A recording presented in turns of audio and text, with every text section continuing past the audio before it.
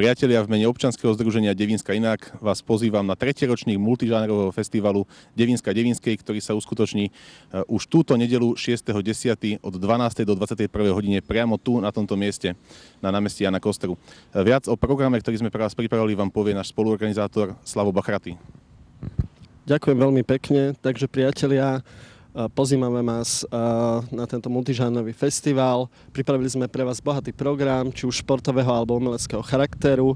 Vystúpia mnohé talenty z Devínsko FC, ako je Boris Horínek, alebo Revans, Denverský zločin, alebo výborná roková kapela Rocklina, priamo z Devínskej Novej Vsi. Na záver večera vás samozrejme príde zabaviť aj Palo Drapák, čo by legenda slovenskej rockovej muziky. Samozrejme, počas tohto festivalu prebehne aj bežecká súťaž na 8 km a samozrejme detská bežecká súťaž a mnohé atrakcie, ktoré pre vás pripravili občianske združenia, ako je napríklad Bublinka, Good Sports alebo samozrejme škola Šeliem. Tešíme sa na vás túto nedeľu 6.10. od 12. do 21. hodiny tu na námestí Jana Kosteru.